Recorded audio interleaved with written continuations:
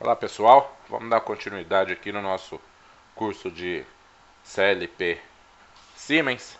Pessoal que estiver interessado em adquirir os cursos de CLP da Siemens, só entrar em contato com josecarlos.carlos@gmail.com e pode estar tendo acesso total a todo o conteúdo aí para ficar um expert em CLP Siemens. Não só Siemens, como Alan Bradley, Muller, Onron, Telemecanique, Festo, qualquer CLP aí que vocês desejarem, a gente pode estar preparando o material, desenvolvendo um novo curso aí para você. Então a gente vai dar continuidade aqui. Na aula anterior nós estávamos falando sobre os blocos, né? Vou fechar aqui esse ladder aqui. Salva. Vou abrir aqui o meu FC15, onde eu estava trabalhando. E a aula anterior a gente viu sobre o CTU. Agora nós vamos ver sobre o CTD. Então é importante a gente. Aqui eu vou deletar aqui, que eu tinha feito um teste. Deixa eu ver aqui nos blocos. Tá ok. Então vamos lá. Então vamos lá para a gente colocar. Vou inserir uma nova linha. Vou abrir aqui minha biblioteca padrão, o meu SFB. Vou pegar aqui meu SFB1. A gente já viu como funciona o SFB0. Vou pegar aqui o nosso SFB1. Vou inserir ele aqui. Olha lá, então eu tenho, igualmente na aula anterior, a gente tem o up, esse é o down. Então eu vou colocar meu I0.1. Aqui é diferente, tá vendo? Aqui no nosso CTU ele tem o reset. Esse daqui, esse nosso load, o significado da palavra load é carga. Então acontece o seguinte: quando eu estou usando um contador que é necessário eu fazer, neste caso aqui é um contador que faz um decremento, entenda bem, um contador que faz um decremento. Então eu tenho um valor, um preset value, que é o meu PV. Então meu PV eu vou colocar aqui uma constante, certo? Vou colocar minha saída aqui já, que é 4.1. Aqui eu quero ver o valor da minha contagem, então vou colocar uma MW30, certo? MW30 porque é o Word, né? 16 bits. Então esse meu, igualmente, ele vai contar do valor do meu preset valor até menos 32.768, certo? Então esse é o valor de contagem. O meu Q, ele vai ser 1 quando o valor for menor ou igual a zero. Diferente.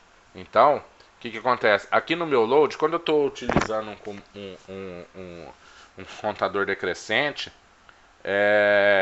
eu posso, por exemplo, dentro da minha indústria, estar contando algum tipo de peça, ou fazendo uma contagem, ou um robô que pode estar montando um pallet, está fazendo uma contagem, e de repente acabar a energia.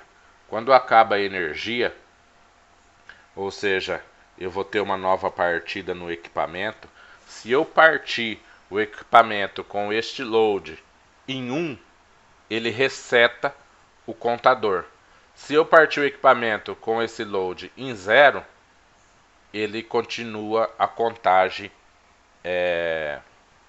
ele continua a decrementar do valor que estava. Então ele está contando lá 10, 9, 8, 7. Desliguei o equipamento. Se o meu load tiver em 0, certo? Se o meu load tiver em 0, ele vai continuar a decrementar. 6, 5, 4. Agora, se meu load estiver em 1, ele reseta esse cara. Ele vai pôr 10 aqui, certo? E a gente vai ver como isso daqui funciona. Eu vou colocar aqui um valor, i0.4, mas não precisa necessariamente ser uma entrada física. Eu estou colocando físico aqui que é mais fácil para a gente simular. Mas pode ser simplesmente, pode ser um MB, né? Um bit de memória que a gente pode estar usando. Eu vou colocar aqui minha DB distância, no DB10, certo? Ele dizendo, olha lá, minha instância, meu bloco de dados de instância, o DB10, não existe se eu desejo gerar, né? Então, eu quero gerar. Então, ele vai gerar lá o meu DB10. Pronto, foi para conta. Então, o que acontece? Então, eu vou simular isso aqui. Uma vez, aqui eu peguei, eu já tenho aqui meu DB10, então eu vou salvar aqui, vou salvar. Isso, salvei. Vou comentar aqui, ó. Contador down. Certo? Esse bloco aqui tem uma relação com o AB100. Como eu não falei do AB100 ainda, eu não vou entrar nisso agora. Depois quando eu falar do AB100, aí vocês vão... eu vou estar voltando nisso aqui para vocês tá entendendo. Então eu vou fazer o seguinte. Tá aqui. Muito bem. Então eu vou... o que eu vou fazer aqui? Tá tudo pronto. Vou salvar. Vou abrir aqui o meu simulador. Vou deixar ele em RAM-P. Vou fazer... Vou estopar aí. Eu gosto de estopar. Não precisa estopar, mas eu gosto de estopar. Porque simulador você já viu como é que é, né? Então vou fazer o download de todo o sistema. Porque eu já criei o meu OB10 lá. Olha lá. Já está na conta. Então eu vou agora simular o funcionamento. Vou colocar o meu CLP em RAM e vou pôr meu sistema em online. Olha lá, já está funcionando. Então, como eu disse,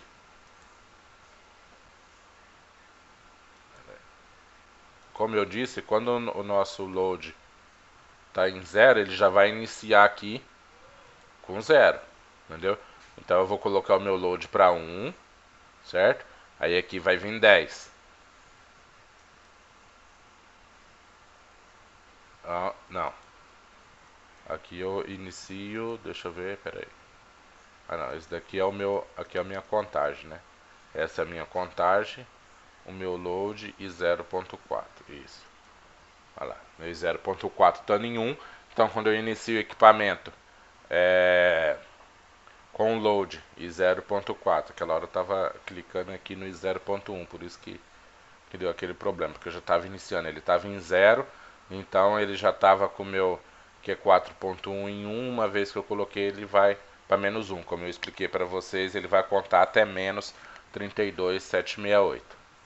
Então o que acontece? Eu tenho iniciado lá o meu contador, então como ele é um contador decrescente, vou utilizar aqui meu i0.1, olha lá, 9, 8. Observem que ele pega a borda de subida do meu i0.1, lembrando na aula anterior o que é a borda de subida, o instante que vai de 0 para 1, ele pega a minha borda de subida, a cada borda de subida ele faz o decremento do meu valor de preset. Quando esse valor for igual a 0 ou menor que 0, ele atua a minha saída, que é 4.1. Então vamos lá. 5, 4, 3, 2, 1. Olha lá. Valor igual a 0 ou menor que 0, eu vou ter o meu Q4.1 em 1. Então, mesmo que eu continue decrementando, olha lá, ele sempre vai estar decrementando negativo, porque ele vai decrementar até menos 32,768. Então, muitas das vezes, às vezes a gente precisa fazer uma contagem ou fazer alguma instrução aritmética, como a gente viu nas aulas anteriores, utilizando esse tipo de sistema. E é onde nós podemos facilmente estar trabalhando. Então, você pode pegar esse cara aqui e usar cada contagem para estar usando na sua conta, dependendo do processo que você estiver utilizando. Então, tem muita utilidade isso aqui. Então, estou mostrando aí exatamente como funciona uma instrução, o CTD. Então, na próxima aula, nós vamos estar falando aí desse cara aqui, nosso SFB2, o contador up-down, e mais para frente. Então nós vamos, tem bastante coisa aqui para a gente falar ao longo do curso. Nós vamos estar mostrando como que funciona a maioria dessas instruções, fora aqui, né? Tem muita coisa para gente fazer. Então, para cada aplicação, claro, num programa seu você não vai ter todo, como se diz, você não vai ter todas as instruções, né? Então, na próxima aula nós vamos tá falando das instruções mais usadas. Eu aí, ao longo desses 15 anos que eu tenho aí na área de automação, então eu já vi bastante instruções dessas aí no campo, nas empresas que eu já passei e prestei serviço, e então tenho um pouco mais de experiência e de autoridade para estar falando, né?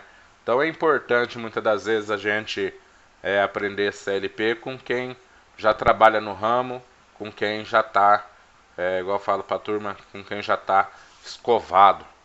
Aí o cara que ele é escovado, ele, então observe que tem muita coisa e tem mais ainda, né?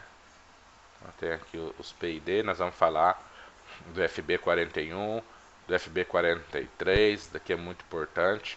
Isso daqui usa muito, muito, muito, muito mesmo dentro da indústria, onde existe o algoritmo controle de temperatura, vazão, pressão, usa muitas das vezes o PID. O PID é uma aula muito grande que nós vamos falar sobre o conceito PID. No PID eu vou falar para vocês principalmente só até a parte do proporcional, com riqueza de detalhes.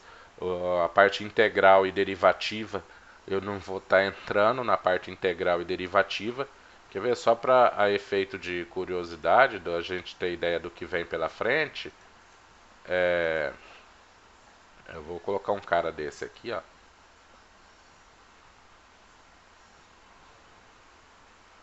Ó a quantidade de parâmetro que eu coloco para fazer o funcionamento de um bloco PID. Então não é. Então, de antemão, isso daqui os parâmetros de entrada, aqui os parâmetros de saída, manual on, o PVP on, quando eu quero selecionar o PVIN ou o PVPer, meu SP int, meu set point, meu ganho, tempo de integral, tempo de derivada, minha banda morta. O PVAC aqui a gente vai aprender a calcular o PVAC para que eu normalize a minha entrada. Então, por exemplo, se eu quiser trabalhar com o meu PID lá, a minha instrução PID de 0 a 500 litros, e eu quero trabalhar com litro, então eu posso estar normalizando aqui o meu PVAC e meu PVOF, para mim colocar aqui meu PVAC e PVOF, por exemplo, de 0 a 500 litros, e o meu set point. Então, se eu quiser o meu set point em litro também, então eu posso colocar que eu quero meu set point que fique sempre cheio aí com 400 litros. Então, É, vai ser bastante interessante. Vocês têm ideia aí da parte do P&D, como que a gente faz o P&D aí do Siemens. Então, tem o FB 43. Esse FB 43 ele pega um pulso de zero, por exemplo, um pulso analógico e transforma em digital PWM, ou seja, se eu quero controlar, por exemplo,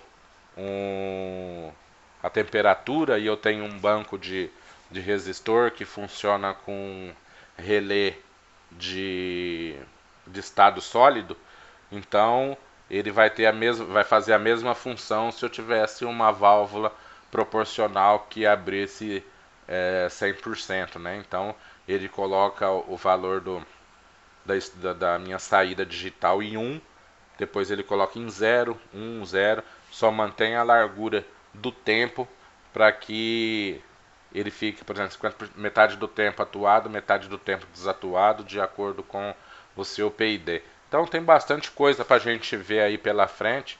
Aqui são os parâmetros de comunicação quando a gente está usando rede. Aqui a gente já viu alguma coisa que é os FC e alguns blocos, os miscelâneos, né? Então observe que tem muita coisa aqui pra gente aprender, entendeu? Então, eu até hoje o pessoal fala assim, pô, mas você conhece pra cacete de Siemens. Eu posso dizer que de tudo que eu já vi muita coisa, mas não conheço tudo, conheço algumas coisas. Tem uma meia dúzia de cara aí que não sabe nada e acha que sabe tudo, né? Daí tem muito, acho que até dentro da empresa onde vocês trabalham, tem desses caras aí, né? O cara, ele acha que ele sabe alguma coisa, só que na hora que você coloca ele com quem conhece de verdade, então começa a parecer que ele não sabe nada, né? Então a gente tem que tomar cuidado, porque o cara que fala que sabe tudo, na verdade ele não sabe nada, porque ele não sabe nem o que é o tudo. Então já dá pra. Você já pega o cara na curva, né?